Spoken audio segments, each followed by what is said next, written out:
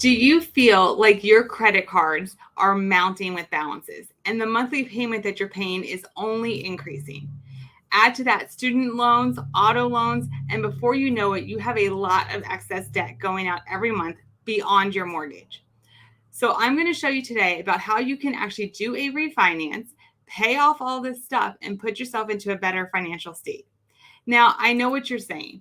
You're going to tell me, Rebecca, why in the world would I want to do a refinance in this market? I have a super low interest rate. You refinanced me last year or 2 years ago and you locked me in at 3%. So why in the world would I do a refinance? And here's why. You're not wrong. We have right now over 62% of Americans have an interest rate of 4% or lower.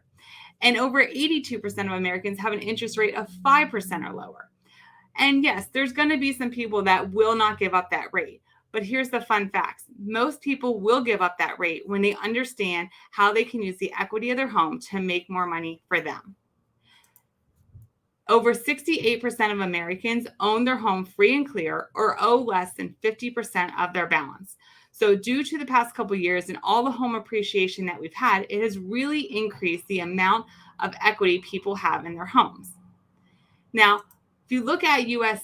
housing personal savings rate, we started out 5 years ago, let's say about 7%. It's hard to tell on the graph, but you can see how we hit the recession in 2020 and you can see these three peaks. This is stimulus check number 1 that came out, stimulus check number 2, and stimulus check number 3. And when the stimulus checks came out, people had more money in their savings accounts. That makes sense. But every time they spent the money. And you can look here, our current savings rate is lower than pre-pandemic levels.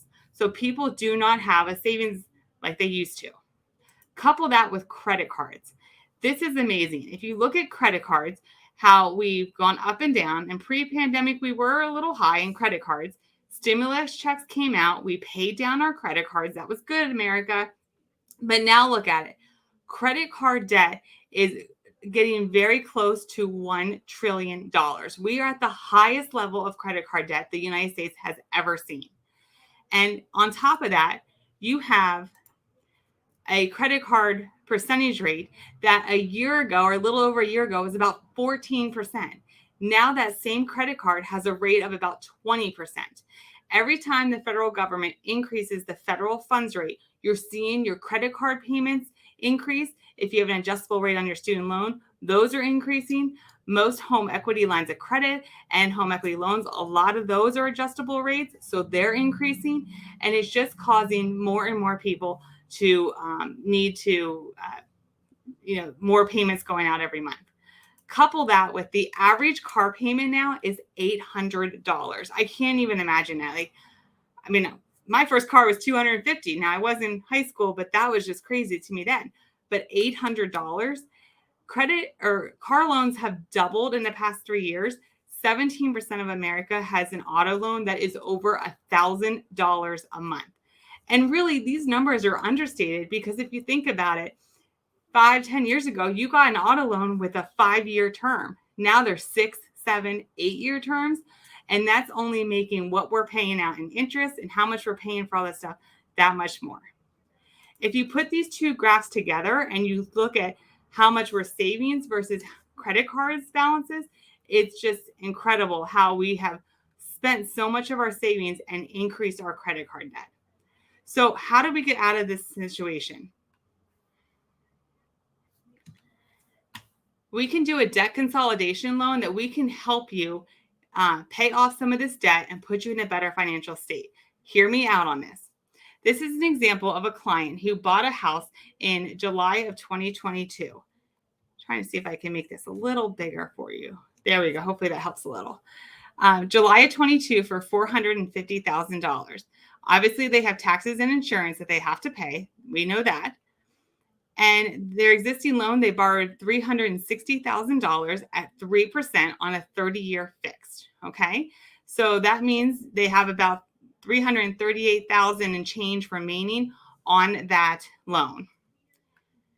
Now, unfortunately, you can see over here on these are all charges or debt that the client also has. $20,000 on a Visa, an additional $20,000 on a MasterCard, $10,000 on Discover, and a $35,000 auto loan. And look at these payments. They're paying an additional $2,300 every month to pay all those items. And most of those payments are for credit cards, which aren't even paying down balances. They're just paying off the minimums of the credit card. So if you were to refinance, you can do a cash out refinance up to 80% of the value of your home. So that's where you're going to limit at. If we look at a new 30-year fix, I just threw in 6.875 because reality is rates are pushing 7% on a cash out refinance, which is what this is. So, I wanted to have something that was a little accurate for you. So over here, it's taking your existing payment or existing mortgage and your new proposed mortgage, and it also breaks down monthly payments here on the right. So in this scenario, obviously taxes and insurance is going to be the same. So your existing payment on your mortgage of principal and interest is $1,518, and your proposed payment is $2,278. So you're going to say to me, Rebecca, why in the world would I want to pay additional $760 a month on my mortgage? And I'm going to say, yes, you are paying additional on your mortgage, but what if we took that equity that's in your home and used it to pay off these credit cards and vehicle loan? So let's pay off this $20,000. Look at that, getting rid of $20,000 in credit cards and that $600 payment. Now you're only down, let's say $300. Pay off an additional $20,000 for that MasterCard and a Discover of $300.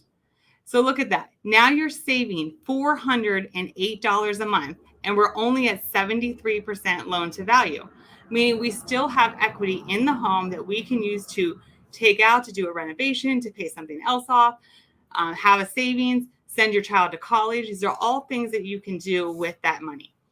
But in this scenario, let's say we're going to pay off this vehicle loan as well.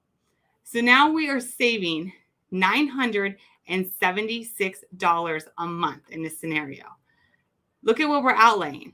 The existing outlay, $4,609 versus what we're proposing is $6,333, a savings of $976 for cash flow. That is huge. That can make a huge difference in somebody's life. But there's more to this. Let's take a look at what if we actually took that same $976 and we applied it to the current balance of the mortgage. If you did that, made the payment, what you're still used to paying every month out of pocket, you would pay off that loan in 15 years and 4 months. You would save 11 years and 10 months, which is just incredible. And you would also have $181,000 in an increased net worth. So this breaks it down here where you can see current balances remaining. So if you stayed in your current loan, you have 27 years and 2 months left. If you do the refinance but apply that extra money towards principal, you'd actually pay it off in 15 years and 4 months. That's saving you that 11 years and 12 months, or it's saving you 142 payments. You can look at it that way. And I get it. You may not be in this home for 30 years, but even if you're in it for just 5 years, let's look at 5 years from now. Existing amortization that you would have made, so what you would have paid down on the loan 5 years from now, if you stay in the current loan, is just over $43,000. If you do the refinance and apply that extra towards principal, you would save $91,000 in amortization. That's a difference of $47,000, almost $48,000 in amortization gained.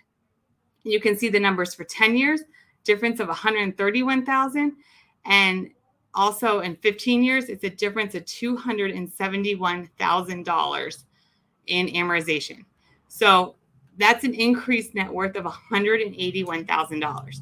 So I get it. Do you want to give up that 3% interest rate? No. But how would you like to give it up if I could show you that you could actually make an additional $181,000 in net worth? You might think twice about that. Now, this is something we can run for every person. It's also interactive, so we can show it to you, and you could say, hey, I don't want to pay off the car, but I'm willing to pay everything else off. So all you do is unclick the car, and it changes all the numbers for you. Or you say, you know what, Rebecca, I'm willing to do this, but I want to keep $200 on hand in cash every month. You simply just change the values and it changes everything for you. So this is an interactive software that we can send you and you can play around with it and we can show you why that refinance makes sense for you. If you have any questions, please don't hesitate to reach out to us. We are here to advise you on the best financial situation for you. You know, what is for one person is not cookie cutter for another. So please reach out to Ashley or myself, and we will walk through these numbers for you and put you into a better financial situation.